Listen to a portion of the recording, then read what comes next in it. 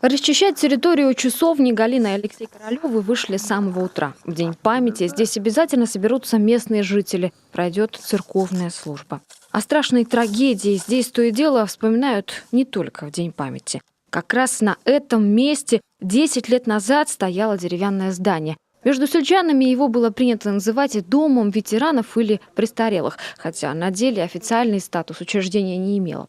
Каждый день навещать бабушек и дедушек приходили соцработники. Кормили, стирали, убирали. Одной из таких была Галина Королева. В тот роковой вечер, вспоминает, шла не ее смена. Я вечером приходила, все нормально еще было. Пошла без 15:06 в баню. И без 5:06 сын бежит. Мам, говорит. Все, говорит, уже, все. Ужас. Прибежала с заднего хода, уже зайти не могла. Какие-то буквально 10 минут.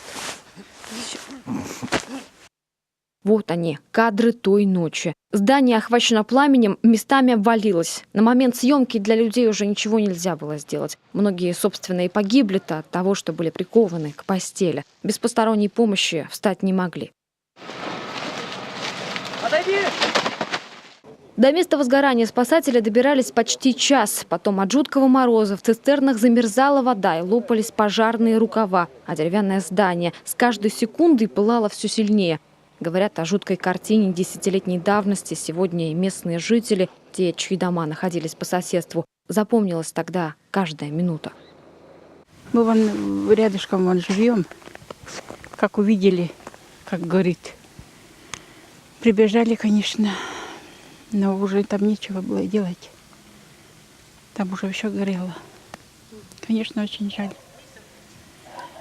Бабушек, дедушек.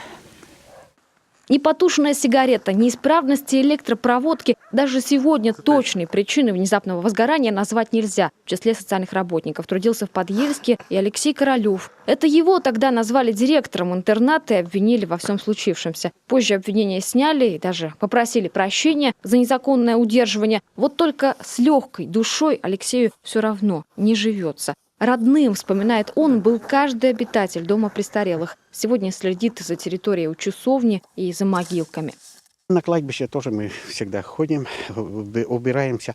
Надо потихоньку все уже кресты заменить, да что-то там. Некоторые таблички, которые погибли, у них-то уже железные, а с первых, которые первые похоронили, первых, числах, а у них еще старые.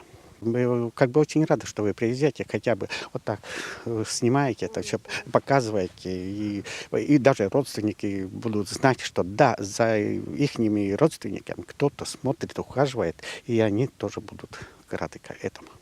Забыть страшную трагедию у жителей Подъельска уже не получится, да и не надо. Память о 23 жертвах огня должна сохраниться, чтобы больше такого не повторилось никогда. Та трагедия слишком многое всколыхнула, обнажила, выявила системные проблемы в уходе за стариками по всей России. Именно после этого случая в работу социальных служб были внесены существенные изменения. Любовь Филиппова, Дмитрий Ведерников, телеканал Юрган, Карткировский район.